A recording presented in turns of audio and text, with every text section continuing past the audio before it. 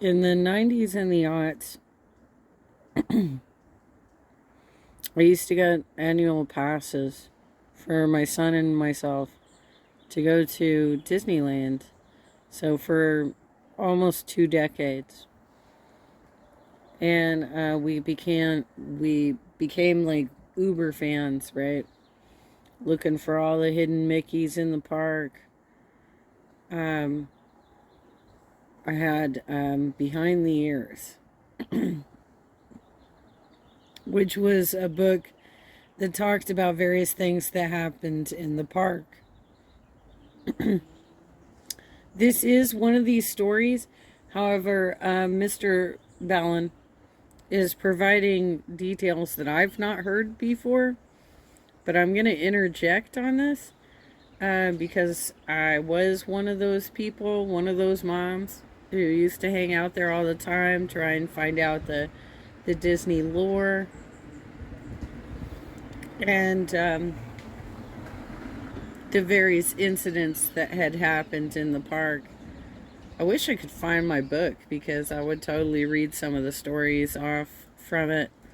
But this is one of the stories, and I can tell you a little bit more history about the ride itself. It's not really a ride, it's an attraction. It's kind of a show, right? Full transparency, this next story was pretty difficult to put together because the details of what actually happened to the victim are just really difficult to decipher. And so I think I've been very thorough and I've done a good job describing what happened, but I'm willing to accept it if I'm not right and this is actually inaccurate. And if you think I am, feel free to let me know in the comments. With that said, here we go. In 1974, 18-year-old Debbie Stone landed what she considered to be an amazing... Well, I'll be real with you. I'm just not sure about your diagram of what the building looked like and how this exactly happened, because it's written a different way in Behind the Ears. Summer job. She was hired to work at Disneyland in Anaheim, California. Her specific role was to be a hostess at a brand new attraction called America Sings. Disney had basically converted an old carousel, which is a ride that spins around in a circle. They had converted it into a rotating stage, and they put up partitions. Which it had formerly been like the Carousel of Future, kind of like what they've got at Epcot. That giant Epcot ball is like stages of human history and the technology advances. My understanding, based on my mother's testimony of this, because I was born in 74, and I know you're talking about an incident that happened in 74. Prior to it being converted to America Sings, which was really weird they were doing some bullshit with Futureland at that point. It was the Carousel of Future, I think, at that time. And then they switched it to America Sings because they were really getting into their animatronics, and so they wanted to advance that and change it. But they also took another area of Futureland and changed it into that circle vision stuff where they had like, it was like American history or China or what, like there was a bunch of you had lean bars, right? Anyway, Walls all along this rotating stage to create 6 distinct stages on this rotating stage. And so on each of these 6 stages were different sets of these robotic animals that played different songs about America. And so the way this would work, if you were in the audience, is you would walk into this theater that looked like a single theater with one stage right in front of you, but really what you were looking at is one of these 6 stages. And so by the way, they didn't retire it until either the late 80s or the early 90s. This ride still exists. Not ride. It's like a show, but it's not really a ride, right? They repurposed all of the animatronics that they had in that attraction into Splash Mountain, which was equally problematic because Splash Mountain was based on Song of the South, which Disney had banned from their collection because it was so racist. And they only, from my understanding, they have only recently redesigned Splash Mountain. Audience would sit down, they would see one of the acts, they'd see one performance on one of the stages, and then the stage would rotate. And so the audience would remain in the theater until all 6 stages had rotated in front of them and played their 2 to 4 minute long act. Debbie's job at America Sings was at the beginning of these shows where the audience would watch all 6 acts. She would go up before the very first act. She'd go on stage and she would greet the audience. And then the show would start. It would filter through all 6 of the stages. And then Debbie would get back on stage and she would say goodbye to that group of audience members. It was a simple gig and Debbie seemed to like it. And so on July 9th of that year, which was 9 days after this attraction had opened, and so it was 9 days after Debbie had started her job, Debbie was asked to come in for an evening shift. And so she left her house and she made it out to the attraction at about 10 p.m., which was right at the start of a show. And so she went right inside, she hopped on stage, she greeted the audience, and then she left the stage and the show began. And so over the next 30 minutes, all 6 of the stages performed their acts. And then after the 6th act was done, Debbie dutifully climbed back onto the stage. She said goodbye to the audience. And then as that audience was leaving the theater, she turned around and walked towards the back of the stage she was on. What happened next requires some additional explanation. Each of the 6 stages that made up this attraction had a fairly tall back wall. And behind each of these 6 back walls that were kind of in a ring was the center of... Well, here's where I'm having a hard time with your version of events, because the stages themselves and the storage area didn't move. So the way that this story is written in Behind the Ears is that her hair got caught. She was jumping between the stage and the audience area, and that her hair got trapped between those 2 sections. That's what I read, because it's the outer section that actually moves. They move the audience, but the whole intersection doesn't move. By the way, they've repurposed that particular building to be, I think it's called like Innovations or something like that. And it's an area where they can get their corporate sponsors to talk about like new technology that's coming up, and they have it moving much more slowly than it moved during that particular period, because before it would move you not totally fast, but fast enough that you were going between the stages, and now it's on a constant slow move where you enter in a certain section, you get an introduction, and then you just step off. And so there's not as many opportunities for that type of accident to occur because it's moving very slowly at this point. But it's still possible. It could still happen.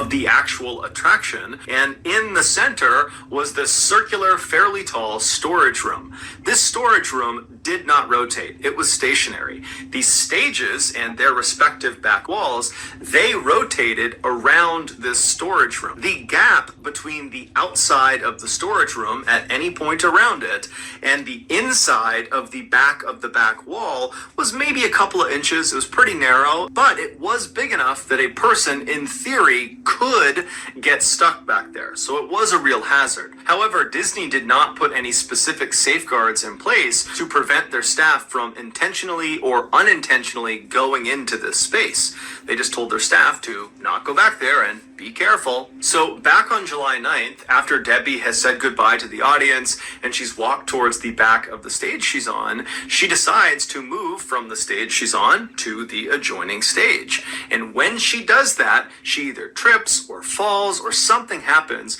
which causes her to fall into the narrow space between the two back walls of the two stages she was on. And so she falls through that gap and then gets wedged between the outside of the storage room and the back of one of the back walls. She tries to pull herself up and pull herself out of the space, but she realizes she's stuck. And so she starts to panic and she starts screaming for help. None of the staff hear her, or they don't recognize that this is a real call. I feel like this one's not accurate, Mr. Ballin, because like I said, those sections of the building, as far as I know, didn't move. They were stationary. Whereas the story that is in Behind the Ears is that her hair got caught between the moving platform, which was the audience, and the stage. That she tried to make a jump. She didn't time it well. Her hair got caught and she got smashed up. That's what it says in that book, but maybe it's wrong. I don't know. I don't know if your information is more accurate than mine. I have no idea. For help, and this new wave of people that are coming in, the new audience, they're all talking loudly, there's music playing, they don't really hear her, and anyone that actually did hear her calling for help, they would later say they thought it was part of the show. And so as Debbie is screaming bloody murder, she cannot get out of this gap, this narrow gap she's stuck in. These stages, they start to move because the show is going to start. And because Debbie has nowhere to go, when the stage began to rotate, she got forcibly dragged and twisted and rolled, and her body began to contort, and bones started to break, and she was forced to continue moving through this narrow space because the stage was just going to keep on going until it reached its next position. And so finally, after it dragged her all the way to its next position, Debbie didn't die. She was grievously injured. She probably had dozens of broken bones, but she was alive, and she's still totally stuck, and she's screaming with every ounce of energy she has. But again, the audience, even though they heard her screaming, they assumed it was part of the show. And apparently the staff also heard her screams and convinced themselves it was just no big deal. And so 2 to 4 minutes later, when the act was complete, the stage began to rotate again. And so Debbie again is rolled and contorted and crushed and dragged and smashed and broken as the stage again rotates to its next position. And she's still not. You know what totally doesn't make sense about why she did what she did? Is that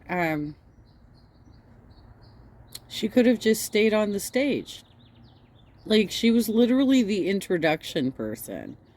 She could have just stayed on the stage.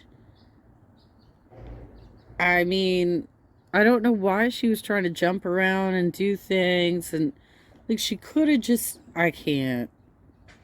Dead. She's screaming out for help. No one is coming to help her. And so the entire show would play out with the stage rotating through all of its sections. And then finally, at the end of the show, when one of the audience members alerted the staff that, hey, you should really go check out that screaming we heard. And at that point, they went for a look and they discovered Debbie, and she was very obviously deceased. Disney would pay a small settlement to Debbie's family, and then they would put up a number of safeguards on the America Sings attraction to make sure something like this never happened again. So that's going to do it, guys. If you found the secret... Yeah, seriously, Disney has never lost a lawsuit, as far as I know, because they settle with everybody. If they have safety risks that end up in fatalities, they basically just provide a settlement, and they do, according to Behind the Ears. I don't know. I don't have personal experience with this. So don't come after me with a defamation lawsuit. I'm saying, according to Behind the Ears, they never have to actually go through an entire lawsuit. They always settle. But yeah, that entire attraction became Splash Mountain, basically. Like they took all the animatronics out of it. They then later, I think, for the betterment of Disneyland, um, redirected some of those attractions to be more Futureland oriented, right? So they made that one innovations or innovations or something to that effect. Um, Something like that. And then they took the Circle Vision area and turned that into, first it was like a staging area because they changed the People Mover to a ride that totally did not work for them, and they canceled it within like 3 years. I can't even remember what it was called, but it kept breaking down. Um, so I don't know what they're doing with that particular area anymore. But the Circle Vision was then, after they canceled that ride, um, changed into like a Buzz Lightyear ride or some sort of, I think it was a Buzz Lightyear ride. Um, because I mean that makes more sense. It's Futureland. Why you got all this? I don't know. Anyway, that's, that's one of the Disney stories.